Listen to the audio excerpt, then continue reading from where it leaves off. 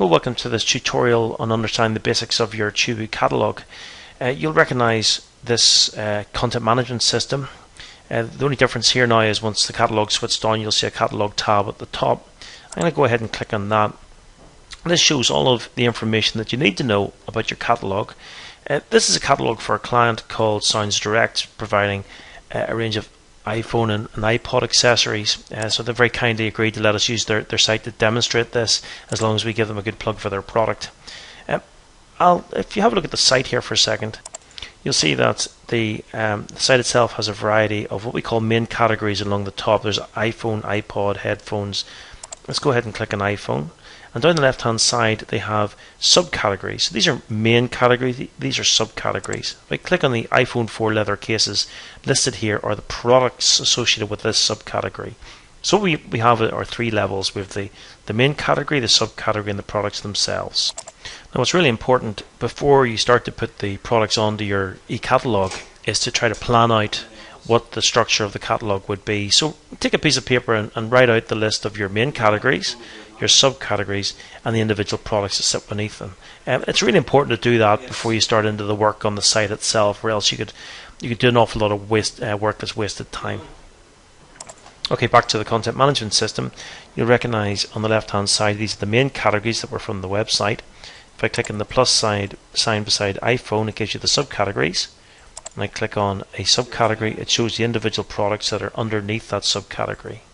If I go back to the main category by clicking there, you'll see it lists the subcategories that sit within this main category. Now, the option to move them up and down in order if you so wish, or delete them if you so wish, and then edit the products within those subcategories. I'm going to go ahead and create another category within this. So I'm going to click on back to control panel. I'm going to make up a new category, and we're just going to call it test. Click add new category. By doing so, you'll notice that it adds it to the bottom of here. What I want to do next is to add some subcategories to this.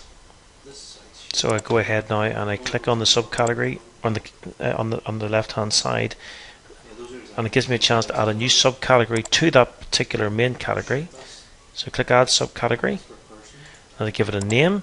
And this is for the subcategories that will be listed on the left hand side of the page. So this is, and we'll call it test subcategory. This is going to sit underneath test. Then I have to put some text in here to describe the subcategory. Here we have some information you can put in, such as key phrases related to the subcategory that the likes of the search engines will pick up on. I'll not bother with that right now. I'm just going to go ahead and click save. I'm going to go back to the website. Here you'll see that a new main category has appeared called test, and a subcategory has appeared called that, and I put some text in there as you saw. Right, so now I want to try to add some products to that subcategory. I click on products here. And because there's no products displaying at the moment, it gives me the opportunity to add a new product. I click there. This takes me to the product entry screen. So I'm going to give the first product a name, test product 1. Okay, there's two ways of describing the product. There's a long description and there's a short description. You'll see what I mean by these in a second. Okay, so this is the product long description. Just type this in here. And this is the product short description. I need to upload a photograph of the product itself. So let's see. Okay, just find website demo stuff. Okay, we're going to go with this. And I get the option to put in a price. This is a site that's based in Ireland, so the prices are set in euros. But let's say we go for a price on this product of 25 euros.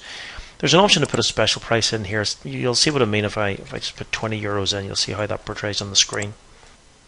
I also need to make sure that it goes in the appropriate category, which is under test, and in the subcategory. It takes a few seconds for this to load.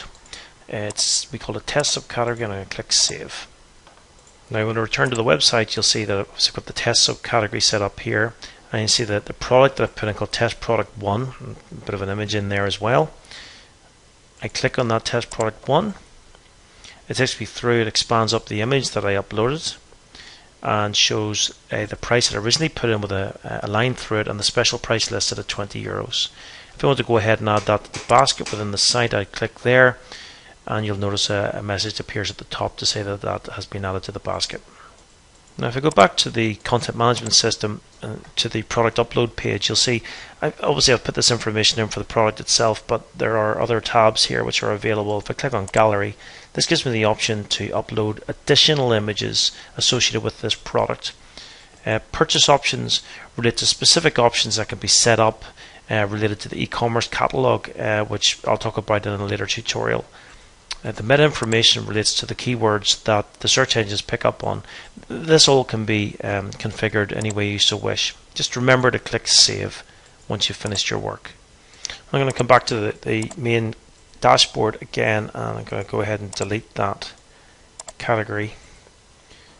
So it lets me know that it gives me a warning to say it's you can't reverse this once you've done it. I want to take that off, obviously, because this is a live site. And also draw your attention to this option, which allows you to provide the products as a grid or as a list. As I said before, make sure you save your settings. I also encourage anyone who has this catalog module to read the help file called Creating Your Catalog. And here it is here. Once you click on it and run through it, it's just really important to take the time to read this through.